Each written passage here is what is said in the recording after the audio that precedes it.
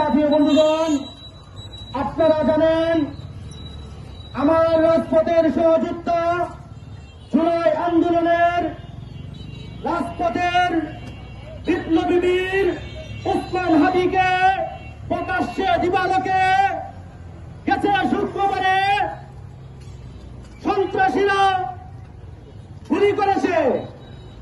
কিন্তু দুঃখ লাগে, এই 16 মাস হয়ে গেল এই স্বৈরাচার পতন হয়েছে, কিন্তু যারা এই বিপ্লব ঘটিয়ে এই স্বৈরাচারকে বাংলাদেশ থেকে হটিয়েছে তারা আজকে সন্ত্রাসীদের হাতে জীবন দিতে হয়।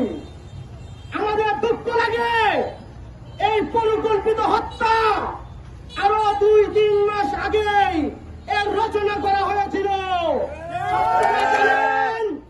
আপনারা জানেন 18 কোটা সংস্কার আন্দোলনের এবং 24 আন্দোলনের অন্যতম মহানায়ক ডাক্তার বিবি গণ অধিকার পরিষদের সম্মানিত বিবি নুরুল হক নুরুবাইয়ের উপর কিভাবে প্রকাশ্য দিবালোকে প্রশাসন এবং স্বৈরাচারের দূষকদেরকে নিয়ে অতর্কিত হামলা করেছে। আপনারা জানেন আজকে এই 3 মাস পার হয়ে যাচ্ছে, কিন্তু এই বিবি নুরুল হক নুরুবাই সহ যারা আহত হয়েছিল মৃত্যুর সাথে পাঞ্জা লড়াই নতুন করে 18 কোটি জনতার দোয়ার মাধ্যমে এই জীবন ফিরে পেয়েছে, কিন্তু তাদের হত্যার পরিকল্পিতভাবে যারা হামলা করেছে সন্ত্রাসীরা তাদের কোনো মুখ উন্মোচন হয় না। এই উপদেষ্টাদেরকে বলতে চাই, হাজার হাজার রক্তের বিনিময়ে আজকে এই স্বৈরাচার পতন হওয়ার পরে আপনাদেরকে উপদেষ্টা বানানো হয়েছে এই জুলাই যোদ্ধাদের নিরাপত্তা দেওয়ার জন্য এবং এই আপামর জনতার ন্যায্য অধিকার ফিরিয়ে দেওয়ার জন্য, কিন্তু আপনারা এসি রুমে বসে আরামায়েশ করে আখের গুছিয়ে পালিয়ে যাবেন, তা কিন্তু জনগণ হতে দেবে না। আজকে আপনাদের এই ব্যর্থতার জন্য, আজকে আপনাদের অযোগ্যতার জন্য আজকে বিপ্লবী হাদিকে প্রকাশ্যে দিবালোকে তার জীবন বিলিয়ে দিতে হয়েছে। কিন্তু আপনারা মনে রাখবেন, কেন ভারতে আমার ভাই কবরে, আপনারা মনে রাখবেন এরকম 100 হাদিকেও খুন করলে আপনাদের মনে তামান্না পূরণ হবে না। এরকম 100 হাদি অলরেডি তৈরি হয়ে গেছে।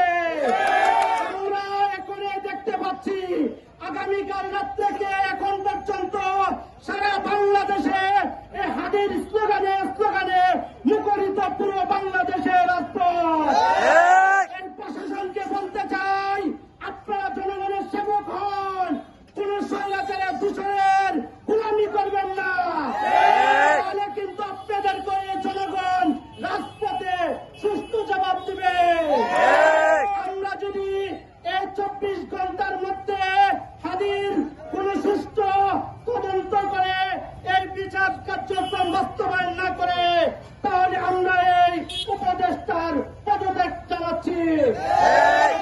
আইন উপদেষ্টা, পররাষ্ট্র উপদেষ্টা, তারা একটা অযোগ্য ব্যক্তিকে এখানে বসানো হয়েছে।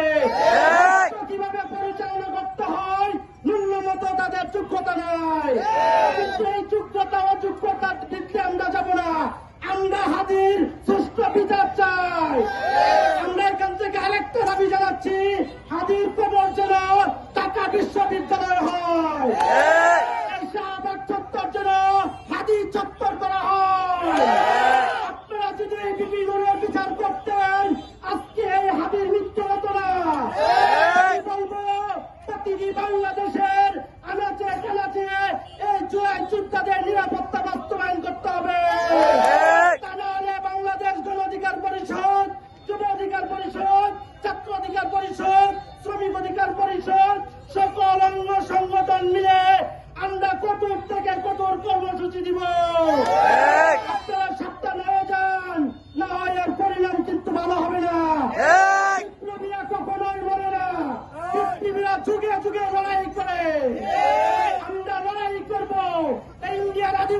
বিরুদ্ধে লড়বো, এই বাস্তবায়ন করবো আমরা।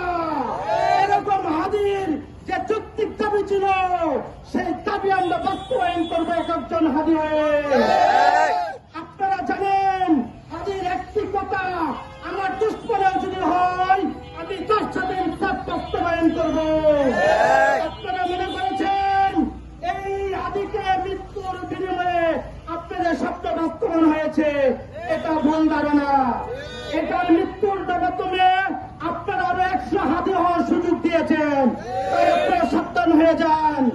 আজকের এই প্রোগ্রামে যারা শ্রম দিয়ে মেধা নিয়ে বাস্তবায়ন করেছেন সকলকে ধন্যবাদ জানাই, এবং প্রবাসী ভাইদের ধন্যবাদ জানাই। তারা প্রবাসের থেকেও এই আজকে হাদির জন্য সর্বোচ্চটা দিয়ে লড়তেছে, এবং সাংবাদিক ভাইদেরকে ধন্যবাদ জানাই যারা এই শ্রম দিয়ে আজকের এই প্রোগ্রাম বাস্তবায়ন করেছেন। ধন্যবাদ সবাইকে। আসসালামু আলাইকুম।